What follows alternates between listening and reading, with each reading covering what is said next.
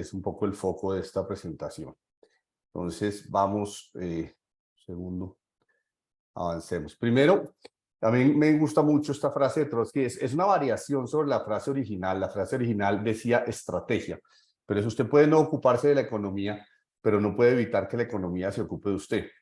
Pues obviamente que con quienes están acá es evidente, pero tenemos que estar atentos de cómo justamente la economía se ocupa de nosotros. Entonces vamos a ver guerras calientes y frías, inflación y recesión. Esto es un poco lo que viene del mundo. Después vamos a ver el péndulo político en América Latina y el equilibrio macroeconómico en Colombia y cómo se mezcla eso. Entonces el mundo está cambiando mucho. Los Estados Unidos son hoy un país desunido, con sus partidos que difícilmente encuentran cómo hablar.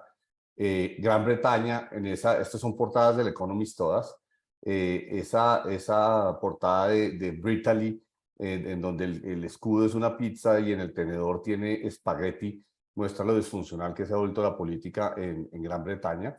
En la mitad, por supuesto, Putin encerrado en esa toma dificultosísima de Ucrania. El power play, pues obviamente con un machín de petróleo arriba y un lanzacohetes abajo. El príncipe chino, pues muy en el sentido de Maquiavelo. Y por último, esta que va a ser una gráfica que para mí es la más diciente para América Latina hoy, que es si China llegó a un pico y se aplanó, que pues es evidente que es así. Y obviamente América Latina, que venía creciendo también jalonado por China, también pues de manera derivada también se aplanó. Y creo que ese es el primer desafío que quiero mostrar. Bueno, primero, entonces, el tema internacional. Yo oí a Xi Jinping en Davos hace unos años, cuando empezó su discurso con esta frase. Dijo, dos tigres pueden vivir en una montaña. Ese es un proverbio chino. El proverbio dice que dos tigres no pueden vivir en una montaña. Y Xi Jinping dijo, pues nos toca aprender a los Estados Unidos y a los chinos a vivir en una montaña. Pero en estas últimas 2 o 3 semanas sale esta encuesta de Pew Research en que 38% de los norteamericanos considera a China como un enemigo, y eso es 13 puntos porcentuales más que el año pasado. Y por el otro lado, China, uno de sus altos funcionarios dice que a menos que Estados Unidos cambie su actitud, no tiene sentido entablar conversaciones sobre cómo salvaguardar la relación.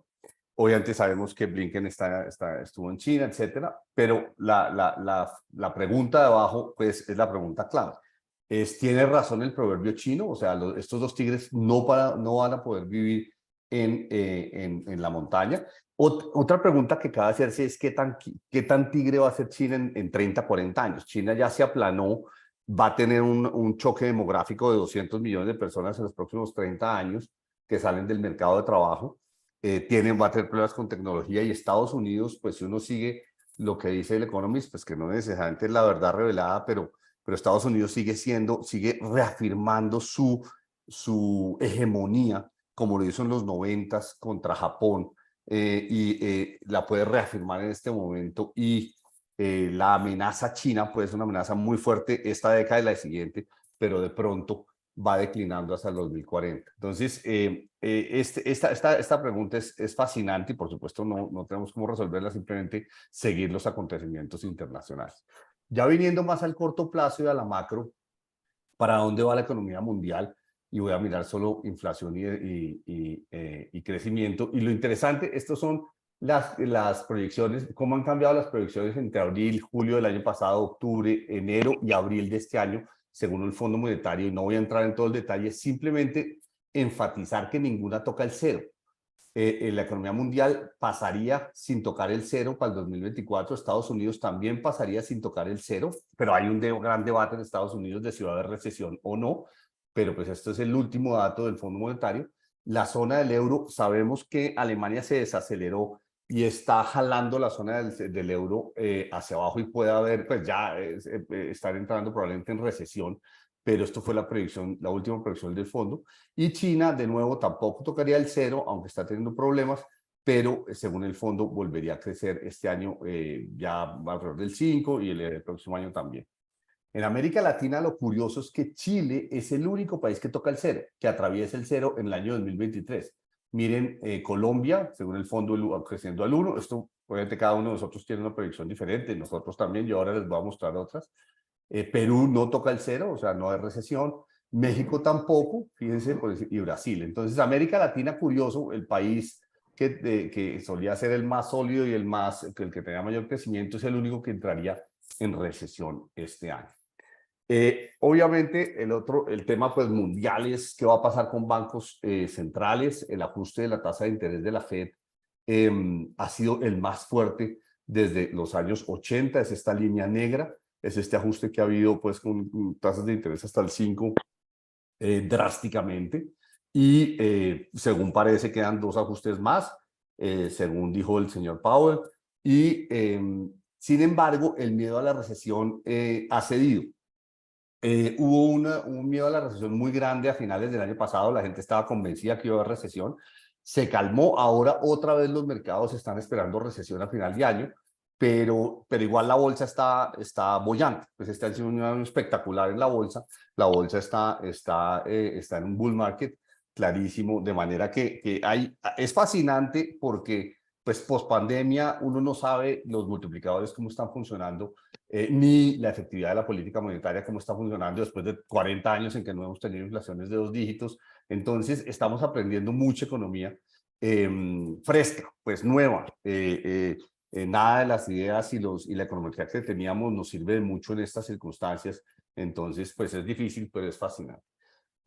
La batalla con la inflación en América Latina, yo aquí el dato de Colombia ya va en 12.3, pero pues esta gráfica básicamente muestra la evolución que quiero resaltar, que es todos los países ya empezó a bajar la inflación y en Colombia está ahí en ese plató, todavía en ese plató. La inflación ha resultado, la nuestra ha resultado más inercial, sticky, como nos enseñaron en la universidad. Y sin embargo, pues yo les voy a mostrar unas proyecciones ya nuestras para el futuro. Entonces, creemos, nosotros somos positivos sobre la inflación y bueno, todos los bancos centrales subieron las tasas de interés de manera drástica siguiendo la moda mundial y sabemos que la inflación se mueve mundialmente con bastante efecto de vecindad. O sea, todas las inflaciones suben al mismo tiempo y bajan al mismo tiempo. Ese es otro fenómeno fascinante. Entonces estaremos muy ligados a lo que pase también en otros países. Bueno, pasemos ahora, si estos son los miedos más comunes, esto es una caricatura que adapté del Washington Post, en donde los miedos más comunes son inseguridad, Tercera Guerra Mundial, estanflación, gérmenes, por supuesto, serpientes, que todos tenemos miedo, y la política. Entonces pasemos ahora a la política, y la política en el caso nuestro sí que se ha vuelto más miedosa. Entonces, pues a la política en América Latina y en particular a el péndulo político en la región. Entonces, en la política actual, y pues yo el año pasado, ustedes saben, participé en política y sí que me di cuenta de esto porque pues mi mensaje era económico y los mensajes de economía ahora son menos importantes que los mensajes de identidad. La gente está dispuesta a pagar un precio en prosperidad, en empleo, en ingresos para lograr objetivos de identidad. Objetivos como frenar la inmigración, obviamente esto es en Gran Bretaña o en Estados Unidos o en Italia o en Europa. En Colombia, frenar la inmigración, si bien es masiva la inmigración, eso todavía no es un fenómeno político que traiga muchos votos. Sacrificar los hidrocarburos en países como Colombia para contrarrestar el cambio climático, equidad racial, equidad de género, aborto, matrimonios del mismo sexo. Estos temas movilizan más a la gente que los temas económicos. Eso para mí fue una sorpresa. Obviamente está sucediendo no solo en Colombia, sí, sucedió con Trump en el 16, con Biden en el 20, que fueron dominadas por temas de identidad. En Brexit los argumentos no económicos dominaron el voto. Y sucedió en las elecciones de Chile, clarísimo, en Perú y en Colombia. Y un candidato como yo seguía enfatizando los fenómenos económicos, la estabilidad, el crecimiento, etcétera. Y resulta que los votantes están más en que la identidad es la que domina el voto, sobre todo entre los jóvenes. Ha habido entonces un péndulo político a principios de siglo, una oleada de gobiernos progresistas que empezó en el 99 con Venezuela, luego Brasil, Lula y Dilma, luego Argentina con los Kirchner, Bolivia, lo sabemos, Ecuador, etcétera. Lo que parece interesante es este óvalo, y es que cuando llegaron estos gobiernos progresistas, todos duraron, casi todos duraron más de 10 años. En Perú no, porque en Perú se caen los presidentes con una facilidad asombrosa. Ollanta no fue el caso, duró 5 años y ahí hubo transición hacia la derecha o centro derecha. Pero el punto es que los gobiernos progresistas saben, cuando llegan, saben quedarse. Que ese es un gran tema, pues, obviamente, para nosotros ahora en Colombia. Y esto ha sido, esta gráfica la mostraron, creo que Juan Carlos Pinzón, y la repito yo, pues entre el 2019 y hoy, pues todo el continente se ha movido de una mezcla que había en el 2019 a ser un continente rosado o rojo, con muy pocos países, y de hecho pequeños todos, con una inclinación de centro-derecha.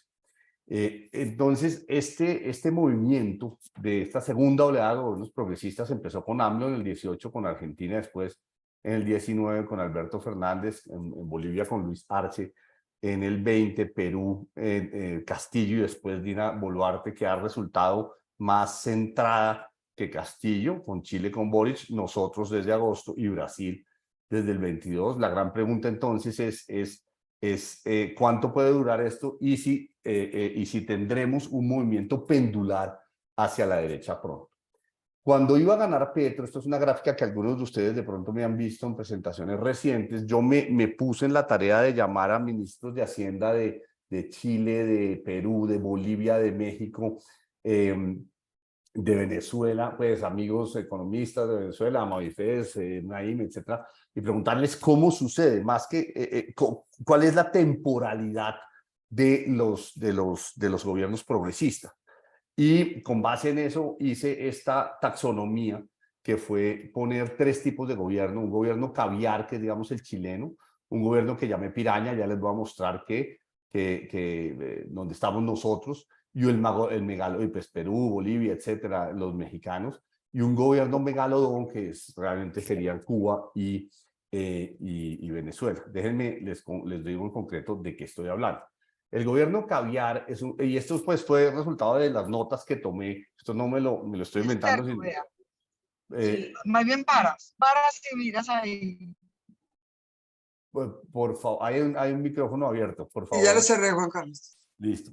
Entonces, ¿qué es un gobierno caviar? El gobierno caviar es el chileno típico, que es un aumento en impuestos, se mantiene el rol subsidiario del Estado no se mete a la economía a hacer cosas, un aumento del tamaño del Estado, más responsabilidades para el Estado, y un aumento en la regulación empresarial. Digamos, este es el típico caso chileno de Boric, incluso desde la concertación. Un gobierno que yo llamaría piraña es el que ya incluye sustitución de importaciones, y pues eso ya, esa cajita ya la chequeó Petro. Controles de precios, pues algunos controles vienen desde el gobierno pasado, como el de la gasolina, pero Petro, pues por ejemplo, los precios de energía, Petro se ha manifestado muy a favor de estos controles. Aumento en supervisión empresarial, usar por ejemplo la Superintendencia de Industria y Comercio para ir a matonear a las empresas. Lo que pasó con Ecopetrol a mí me parece que fue un precedente terrible y no es la única empresa a la que le está pasando, y usar las superintendencias. Por ejemplo, el solo temor de la llegada del nuevo superintendente financiero cambió la actitud de las AFPs, de manera que para que sucedan cosas no hay que cambiar cosas en el Congreso, incluso no hay que sacar decretos o no hay que sacar resoluciones o no hay que cambiar aranceles. Con solo cambiar las personas ya empiezan a suceder cosas. Yo aquí, hoy por hoy, soy muy de una frase que leí y que me encantó, que es personnel is policy. Es la gente que usted nombra en los cargos, es la que define las políticas. Casi más que las reformas, entre comillas, es la gente. Personnel is policy. Me parece que en estos gobiernos es mucho más, en todos los gobiernos es así, en todos los ministerios es el ministro, la personalidad y el enfoque y el empuje o la técnica o el enfoque político o técnico, etcétera, es el que determina la política, y esto sí que se está viendo en este aumento de supervisión y se puede ver mucho más ahora con todos los nombramientos que han pasado de ser pues más técnicos a ser más de lealtad. Pérdida de independencia del Banco Central, no nos ha pasado en Colombia, pero no porque el presidente no haya dicho, por ejemplo, en noviembre, que quería o pues que contemplaba o que mencionó controles de capitales, o no haya dicho que el Banco Central no deba financiar a las víctimas. Entonces, digamos, el presidente lo ha mencionado, el tema de pérdida de independencia del Banco Central, y en otros países, pues como en Argentina es evidente. Dictadura de los mandos medios, esto fue algo que me enfatizaron mucho en Bolivia y en Perú, que es como hay una población impresionante de mandos medios de las bacadas de políticas del presidente y los partidos que lo llevaron allá. Estos mandos medios empiezan a matonear a las empresas y las empresas gastan mucho tiempo yendo, más que hablar con el ministro o el viceministro, yendo a resolver problemas con los mandos medios. Grandes reformas al sector energético, evidente para nosotros, toma del ahorro pensional, también está sucediendo aquí, régimen de cambios diferenciales, no ha sucedido, pero se planteó, pérdida de independencia de la autoridad electoral, esto aún no sucede entre nosotros, o no sabemos si ya sucedió y no nos enteramos. Afectación a las Fuerzas Armadas claramente sucedió en nuestro medio. Entonces, del Piraña prácticamente podemos chulear todas las cajitas. Ojo, estas cajitas, acuérdense, no están escritas en piedra, son simplemente, las construí con base en conversaciones con personas involucradas en la economía de los países vecinos. Y la última es ya el gobierno megalodón, que es este gran tiburón de las películas, pues que se traga todo, en donde ya está la siguiente, reelección indefinida, misiones cubanas. Misiones cubanas, por ejemplo, se han planteado en México, de médicos, y aquí pues se mencionó expropiaciones, toma de la salud, nacionalización de empresas, toma del Poder Judicial y toma del Poder Legislativo. Obviamente cada país pasa por unos, puede salir de otros, pues en Venezuela pues hubo y ahí toma el Poder Judicial y Legislativo. La nacionalización de empresas, hay que mencionarlo, ya no es una moda, ya la moda es más o marchitar empresas o forzar a las empresas a que cambien de manos. Por ejemplo, en Perú, a las mineras les han dicho, es que al final ustedes en 5 años van a cambiar de manos hacia nosotros, la gente que estamos en el poder, y obviamente le dicen, pero ustedes no saben de minería, ustedes no saben de minería de cobre ni minería de gas. Dicen, no, es que ustedes nos enseñan en esos 5 años. Entonces ya la moda no es tanto nacionalizarlas al Estado, sino cambiarlas de manos lentamente. Y por ejemplo, Bolivia es un caso donde se quejan de que se ha dado eso con eficacia. Bueno, puede estar empezando ya un movimiento del péndulo hacia el centro derecha. Paraguay ganó el centro derecha. En Chile, pues el triunfo del Partido Republicano y de Chile Seguro y de Cast, clarísimo, el 7 de mayo. En Argentina vienen elecciones el 23 de octubre. En Venezuela, ¿qué va a pasar? Moisés nadie me dice, no le pares bolas a nada en que tenga que ver con Venezuela. Nada va a pasar allí.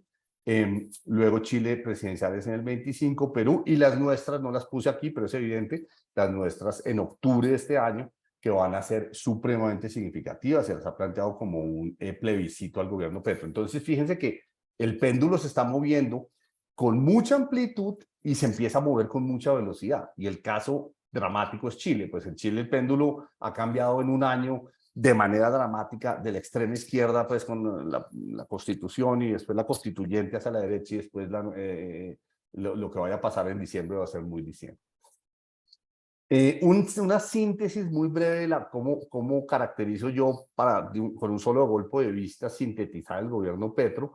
Yo digo que este sería una especie de triángulo de la gobernabilidad de Petro, donde arriba está la política, que estaba muy bien manejada el semestre pasado, perdón, el segundo semestre del 2023. A mí me pareció impresionante el manejo político que le dio Petro, creó la coalición, se reunió con Uribe, puso de operador político a alguien tan eficaz como Roy Barreras, su ministro Prada en ese momento le funcionaba, el Congreso le funcionó para su reforma tributaria, de manera que la política fue muy bien manejada el primer semestre del gobierno, o sea, el segundo del año pasado, pero la política se ha agriado totalmente y hoy por hoy está muy mal manejada. Primero, si personalist policy, los personajes que están a cargo de la política, ya no está Roy Barreras y se nota, y los personajes que están a cargo, pues Velasco es un señor inteligente, interesante, muy amigable, pero no ha logrado pues socavar al Partido Liberal como él quería, etcétera. Y pues obviamente los escándalos, etcétera, la política, y el mismo presidente se ha vuelto un obstáculo inmenso para manejar bien la política, prefiere viajar que reunirse con la gente, y bueno, sobre eso pues no hay que llover sobre mojado. Las reformas económicas, se cayó la laboral y se cayó la política, siguen la tributaria, que fue, digamos, ustedes saben que hay una ley no escrita del Congreso en Colombia, que es que el primer año es del presidente, el segundo año es compartido con el Congreso, el tercer año es del Congreso y el cuarto año no es de nadie. Si es así, y esa es una ley que se la dice uno el Congreso cada que uno empieza pues el gobierno, si es así, lo que el Congreso trata de hacer es que esa línea descendente hacia abajo de gobernabilidad se vuelva más pendiente, o sea, quitarle a usted la gobernabilidad lo más temprano posible, como le hicieron a Duque. Acuérdense que la gobernabilidad de Duque al finalizar el primer año de gobierno era cero. A Petro le han aplicado el mismo principio, que es que en la medida en que el Congreso le quite gobernabilidad al presidente, pues ejerce más poder, todo se le vuelve más caro al presidente, puesto en términos de economista, ha habido un choque de términos de intercambio negativo para el gobierno, o sea, todo se le volvió más caro al gobierno, todo. Entonces, se le puede aprobar la pensional, probablemente se le pueda aprobar la de salud, pero le va a salir muy caro en dos sentidos. Muy caro en el esfuerzo y la negociación en el Congreso, y muy caro en que se le van a caer muchas cosas.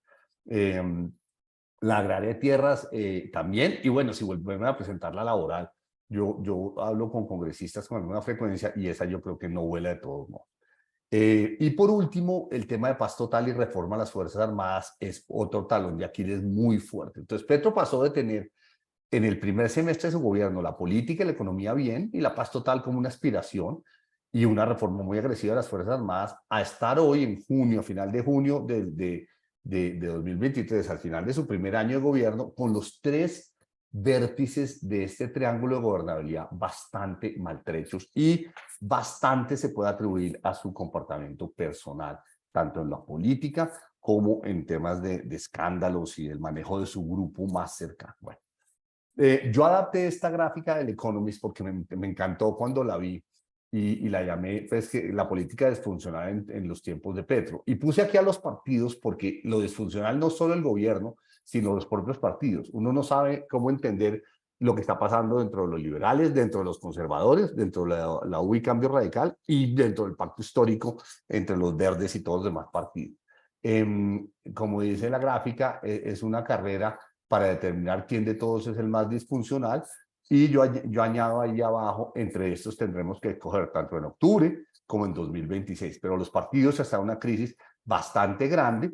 Por supuesto, manejar un gobierno como el de Petro con los incentivos políticos no es nada fácil para ninguno de ellos, y cada uno lo está resolviendo de una manera distinta. Los conservadores ya se alejaron del gobierno, castigaron a su primer representante a la Cámara, lo cual es inédito en Colombia y es un precedente muy interesante. Los liberales y Cambio Radical ahora parece que se juntan según si acuden al llamado pues, de César Gaviria y de Vargas Lleras. En fin, está muy interesante, pero está muy disfuncional y muy difícil de predecir la política. Vamos entonces al equilibrio macroeconómico. Entonces, el primer mensaje es Petro arrancó bien.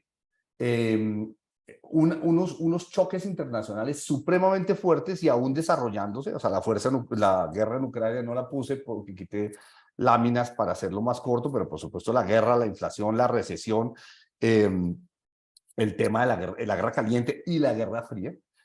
Segundo, el efecto de eso en América Latina, donde pues estamos teniendo unos péndulos que se amplían cada vez más y que son en cada país, y en el caso de Colombia, muy difíciles de manejar, pero es la nueva normalidad.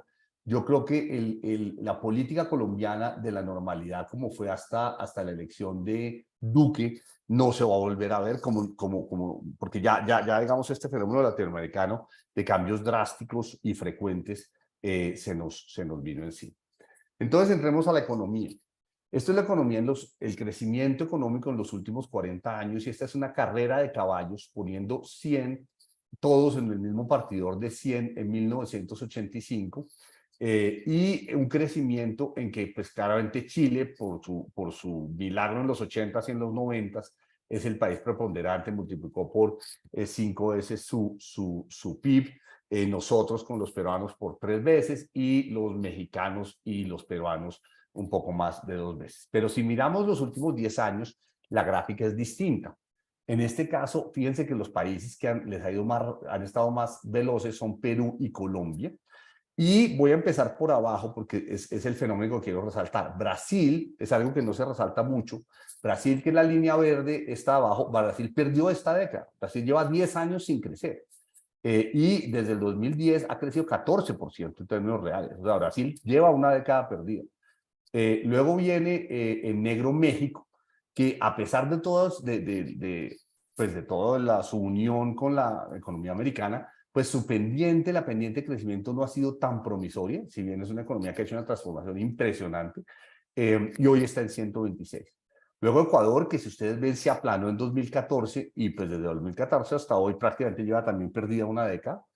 Y luego Chile, que es fascinante porque también se le aplanó, por ahí llevaba ese crecimiento espectacular, 2012 ya empieza a aplanarse, 2013, 2014, 2015, fíjense que Chile se queda un poco ahí y ellos están teniendo, digamos, un proceso de entendimiento de su trampa de ingreso medio. Yo estuve en Chile hace poco, mostré unas de estas láminas de esta presentación allá. Chile tiene ahora, igual que todos nosotros, pero en el caso de ellos, cómo salir de semejante milagro a este aplanamiento de su crecimiento es fuerte. Y curiosamente, bueno, como sabemos, Perú disparada, sale de la pandemia muy bien y llega a crecer 56% en estos últimos 12 años. Y nosotros, que veníamos un poco después de Perú, perdón, salimos de la pandemia y hoy por hoy estamos un poquitico por encima de Perú. Aquí lo que pasa es que quiero hacer referencias a esta portada de Economist de Peak China. Yo sí tengo la percepción desde hace varios años que este aplanamiento, pues sí es evidente pues, que el aplanamiento de China nos pegó de una manera estructurada a nosotros. Nosotros estuvimos con el motor chino desde principios del siglo, de manera maravillosa hasta 2015, cuando nos llegó el choque del precio del petróleo, y desde entonces, pues, por otro tipo de commodities a Brasil, a Argentina, a Chile y a nosotros petróleo y otro tipo de exportaciones, entramos desde hace unos 4 o 5 años y sobre todo después de la pandemia en un mundo mucho más plano y la imaginación de todos los que estamos acá reunidos en esta presentación y de todos los economistas que le echamos cabeza a Colombia, que somos muchos y es un gremio sólido y muy bueno y muy creativo, pues está teniendo el mismo problema de los chilenos, incluso de los chinos, que es, bueno, las fuentes de crecimiento, el acceso a tecnología, el acceso a mejores instituciones, etcétera. ¿Será que nos está llevando a que ese aplanamiento es la nueva normalidad o no? Por eso digo, Brasil, México, Ecuador y Chile se aplanaron post 2015-17 y Colombia y Perú se aplanaron post pandemia, lo pongo con un signo de interrogación porque creo que es el caso. Y es un desafío mayúsculo.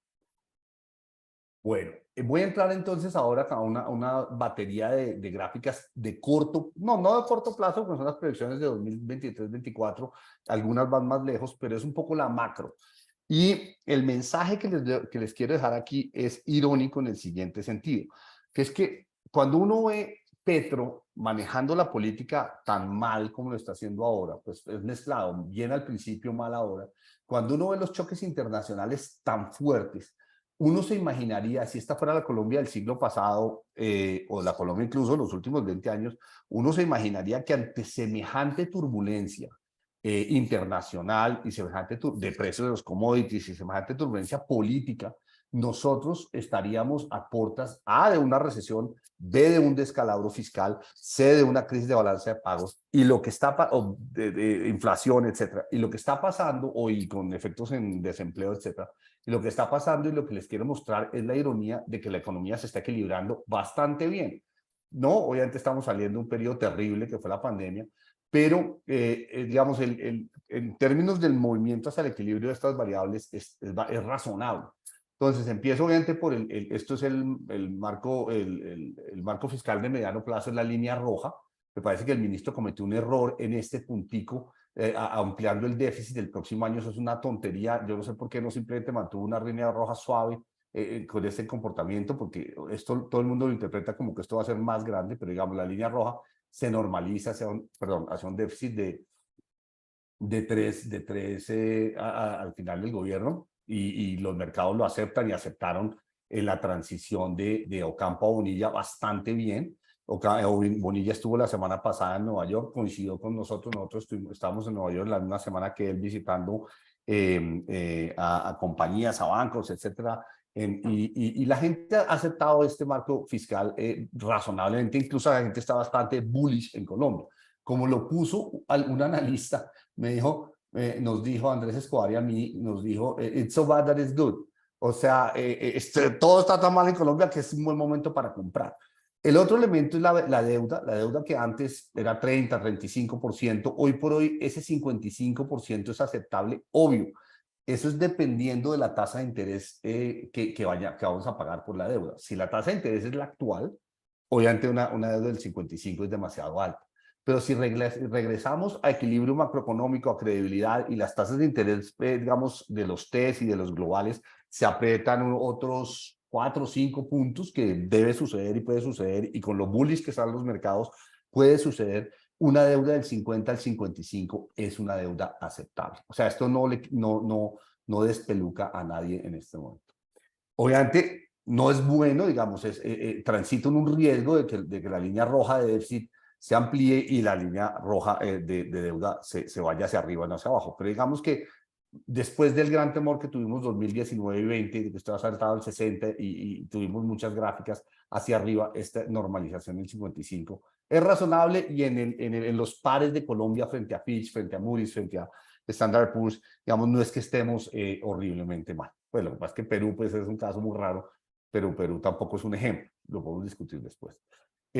Obviamente este tema se ha vuelto preponderante, que son los subsidios de los combustibles. Aquí se ve el subsidio en gasolina, donde Colombia está todavía muy lejos del promedio de 160 países y muy por debajo en gasolina en Argentina, Brasil, Perú, México y Chile. Por lo menos se está cerrando esta brecha, y esta es la misma brecha en diésel. Esta sí no se está cerrando, y esta pues el gráfico es elocuente. Es una brecha brutal. Esto no empezó con Petro. De hecho, Petro y Ocampo y ahora Bonilla la están cerrando con responsabilidad, incluso con una velocidad que me parece razonable para el caso de gasolina, pero no para el caso de diésel. Y pues el costo de esto, en el propio Ecopetrol, el costo es muy alto. Hablé con un vicepresidente de Ecopetrol hace un par de semanas y me dijo que este tema del FEPEC que ha creado un estrés de caja en Ecopetrol muy grande y que no hay caja para inversión. Entonces, esto tiene unos vasos comunicantes, no solo fiscales, sino en Ecopetrol importantes. La inflación, este ya es el número actualizado 12.36. Si ustedes ven, la inflación del IPP ya está en negativo. Las expectativas de los analistas, este gráfico me gusta mucho porque esas expectativas adaptativas que tenemos los analistas, pero ya hacia abajo, hacia un cierre de este año alrededor de 8, y una normalización el próximo año. Pero obviamente esta probabilidad del niño como una espada de Damocles contra la estabilidad de precios. El Banrep nosotros esperamos que el Banrep empiece a disminuir tasas en septiembre, porque su tasa real ex ante estaría alrededor del 6 al 7%, y esa es una tasa que nunca hemos visto en Colombia, real ex ante del Banrep. Entonces, el Banrep tiene que, si la inflación empieza a bajar como lo muestra esta gráfica, que son pues las expectativas de los analistas, según el Banrep, tiene que haber una disminución en tasas importante en la segunda, empezando desde septiembre, con recortes de 50 puntos básicos o 75 puntos básicos para no estrangular a la economía. En crecimiento, este es el ICE que calcula el DANE, y ya se ve el crecimiento a abril golpeado en actividades primarias, negativo 2.9, secundarias, negativo 6.8, terciarias ya cercano al 0, y el crecimiento total ya es negativo para el mes de abril. De manera que por eso el banco debe, en general, si la inflación lo permite, como esperamos que suceda, debe empezar a ajustar tasas bastante pronto y contribuir con eso al equilibrio macroeconómico. ¿Qué dicen los analistas que el Banco de la República encuesta? Dicen que va a haber una recesión técnica, digamos, 2 trimestres negativos empezando en el 23. Eso era en el reporte de enero. Y en el reporte de abril dicen que empezaría en el último trimestre y habría el segundo trimestre de recesión en el primer trimestre del 24 y en el 24 saldríamos a un crecimiento entre el 2 al 3%, pues si se promedia todas estas cosas, o entre el 1,5 y el 2%. Pero digamos ya una normalización de crecimiento. Entonces, bueno. Balanza de pagos, quiero poner primero de presente esto, en 2 trimestres pasamos de 6,9 negativo a 4,2 negativo, o sea, un ajuste de 2,5, 2,7 puntos del PIB en 2 trimestres. Este es un ajuste impresionante, pues fue similar más o menos en 2015-16, pero pues este cierre es impresionante y básicamente es porque importaciones se descolgaron muy rápido. Exportaciones se descolgaron, pero la balanza comercial se ajustó muy rápido.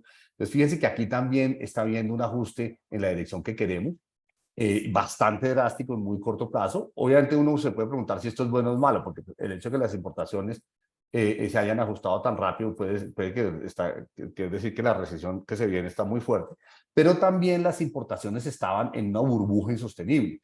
Yo creo que aquí la gente se estaba estoqueando por temor a la devaluación y ya ese temor bajó. Hay otro factor equilibrador y es que Factor Payments, pues las remesas de dividendos ya para un año como el 2023 hacia el 2024 van a ser mucho menores de lo que fueron en 2022.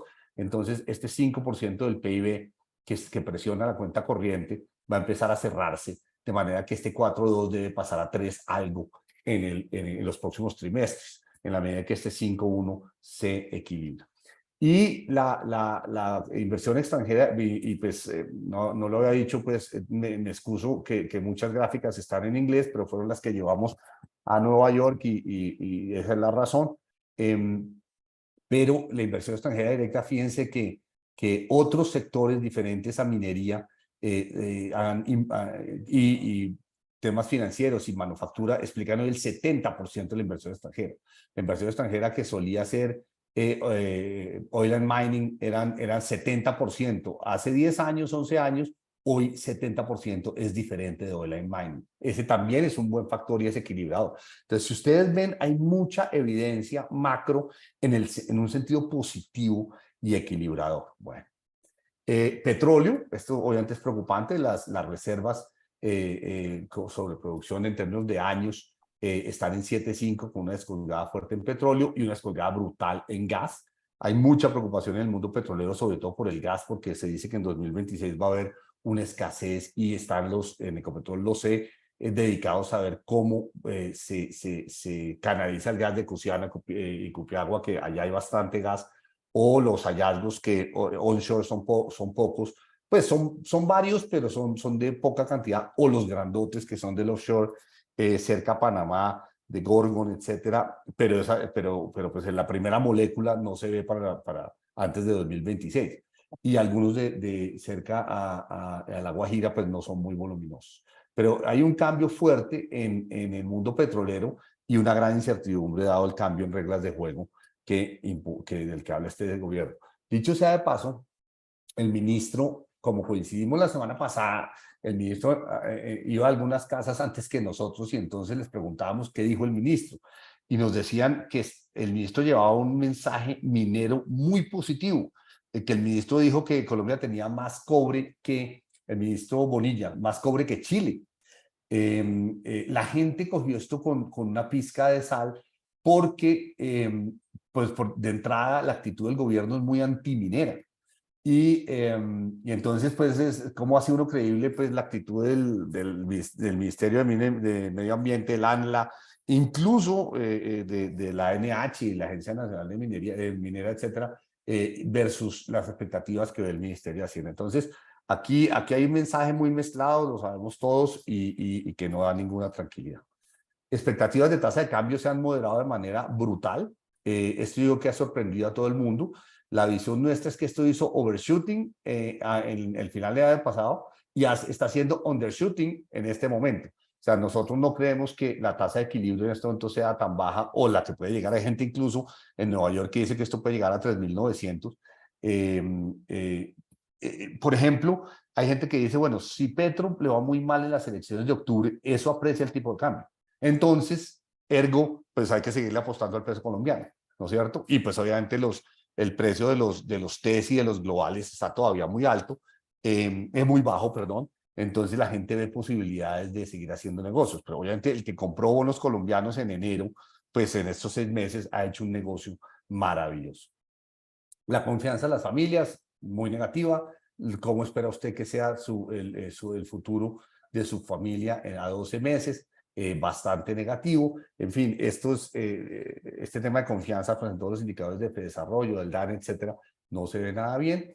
Las reformas, estas son las probabilidades que les damos nosotros de ser aprobadas: 40 a la de salud, 75 de pensiones, y la de trabajo se hundió en el Congreso mientras nosotros estábamos en Nueva York, de manera que fue algo inesperado. Aquí nosotros pensamos no solo que la probabilidad es 75, sino que probablemente se aprueba el 75% de la reforma. O sea que la reforma baja es una reforma que tiene, según los congresistas, tiene bastante probabilidad de ser aprobada, y probablemente con 2 salarios mínimos pasando al régimen de prima media. Y la de salud, en cambio, bastante aguada, con una alta probabilidad de que se caiga. Pues que ese 40, la teníamos en 20 o 15 incluso en algún momento, hace unos 6 meses, y ahora la tenemos en 40. Y entro en últimas proyecciones ya más de corto plazo, cómo se ve el PIB y el PIB trimestral, pero pues un poco lo mismo, evitando recesión y estabilizándose. Voy a ir rápido. Tasa de cambio, nosotros la vemos subiendo en promedio. Estos son modelos también econométricos que hacemos, y también coinciden con la percepción que nosotros tenemos. Proyección de inflación la vemos en 8,5 a final de año y en 4,5 a final del 2023. Obviamente ampliamos este abanico de proyección en razón al niño. Esta es la inflación según el índice de precios al productor. El domestic supply va en 6,1, ya les mostré, el total va en negativo ya, pero debe seguir bajando, y este año y el próximo debe estar negativo, de acuerdo con nuestras proyecciones. Proyección de la tasa del Banco República, de la tasa de intervención, pues como les dijimos, la vemos ajustándose bastante rápido para alcanzar una inflación descendente. El desempleo lo vemos bastante estable. La cuenta corriente de la balanza de pagos con un ajuste bastante fuerte este año y ajustándose bien hacia el futuro. El déficit fiscal del gobierno, bueno, esto sigue, por supuesto, la senda que aparece en el marco fiscal de mediano plazo. Y llegamos al final. Entonces, en suma, primero hay un alto nivel de incertidumbre en geopolítica y economía globales. O sea, el mundo nos está enviando unas olas grandísimas. Eso es lo primero del acertijo actual. Cuando el mundo manda olas tan grandes, China, guerra fría, recesión en Estados Unidos, alta volatilidad de commodities, nuestras economías sufren muchísimo. Entonces, la primera parte del acertijo es para la dimensión de la oleada, las oleadas o los choques internacionales, estamos curiosamente bastante estables. No es claro si habrá recesión, barrigazo o aterrizaje suave. Yo coincido con pues se los mostré con un poco de visión Fondo Monetario de aterrizaje suave. 3, hay que aprender a vivir con un péndulo político de mucha amplitud. Es cierto, Petro puede perder las elecciones de octubre. Es cierto, Petro y la izquierda pueden perder las elecciones de 2026. Es bastante probable que el que gane sea un candidato de centro derecha, probablemente alguien más técnico. Cuando yo hice campaña, la gente no quería en absoluto una persona con perfil como el de uno. La gente le decía a uno, no, es que queremos a alguien diferente. Entonces yo decía, pero yo nunca he pedido un voto. Yo soy diferente. O sea, no, no, no, no, no, no. La gente lo veía a uno como un candidato del establecimiento. La persona que ha estudiado afuera, que viene de Bogotá, que es educado. No, eso no es lo que queremos. La gente quería lo que obtuvo Rodolfo Hernández y Gustavo Petro en la segunda vuelta. La gente quería algo así de extremo. Yo lo vi en todo el país, desde Ipiales hasta Aracataca, pues. Y de aquí en adelante, así Petro pierda, ya la gente va a estar, si sigue sucediendo lo que sucede en Estados Unidos y en Canadá y en Perú y en Chile y en Europa, la gente va a seguir moviéndose en un movimiento pendular de más amplitud. Y hay que aprender a vivir con eso. Ese fue el mensaje también que discutimos con los chilenos, y esa es la nueva normalidad. hemos experimentado unas décadas de buen crecimiento, definitivamente este siglo ha sido muy bueno, nadie lo cree, hoy por hoy se difundió fue la imagen de que el crecimiento ha sido muy malo y que la economía no ha favorecido a nadie, etcétera, etcétera. Petro fue muy eficaz y la izquierda ha sido muy eficaz en América Latina en solidificar esa visión de la economía y de la economía tradicional y de los economistas que viene desde Trump y desde Bernie Sanders en Estados Unidos pues hasta los chilenos, o sea, el rechazo a la concertación en Chile pues, o Castillo o lo que pasó en Colombia. O sea, nosotros hemos perdido un espacio muy que teníamos muy bien ganado y se ha perdido. Y yo me pregunto si ha llegado una desaceleración estructural desde 2015, evidente desde 2013, incluso en Brasil, evidente en Chile, evidente en Ecuador y incluso en México. Y yo creo que llegó también para nosotros en Perú y en Colombia. La macroeconomía colombiana, de nuevo, irónicamente, y pues es casi que yo estuve pensando el mensaje que yo les quería dejar a ustedes hoy, y era como estas ironías. La macroeconomía colombiana este año y el próximo va a estar tendiendo un equilibrio, pues típico equilibrio, entre comillas, deseable para los economistas, la cuenta corriente cerrándose, el déficit fiscal cerrándose, la inflación bajando, la tasa de interés del Banco de la República bajando, el costo del capital bajando, la composición de la inversión extranjera directa bien. La inversión extranjera, curiosamente, no tiene un nexo muy claro con la política. Si uno hace una gráfica de la inversión extranjera en América Latina en los últimos 30 años, es un plato de espaguetis. O sea, eso no tiene ningún patrón. Gobiernos de derecha, izquierda, la inversión extranjera entra con patrones que no dependen de los gobiernos. Entonces, a mí no me sorprende que la inversión extranjera se fortalezca en Colombia, pues máxime si la tasa de cambio está tan atractiva.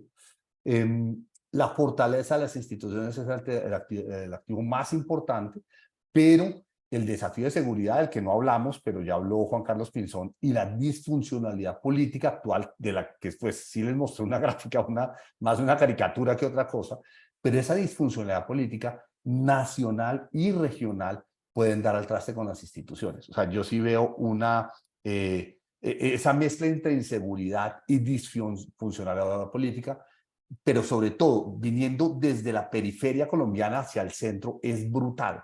Lo que está pasando en el Valle, en Cauca, en Nariño, en Putumayo, en el Huila. Hoy he estado, pues, para un artículo que estoy escribiendo para el domingo, he estado hablando con personas de muchos departamentos para crear ese argumento, y lo que se ve es que la disfuncionalidad política y su relación con la inseguridad se está tragando las regiones. De una manera, y ya con esto acabo, de una manera que tiene una particularidad muy interesante. En el Valle, el problema está entre Cartago y Tuluá. En Nariño, el problema está en Ipiales y Tumaco, no en Pasto. En el Huila, el problema está en Pitalito y no en Neiva. En La Guajira, el problema no está en Riohacha, sino en Uribia.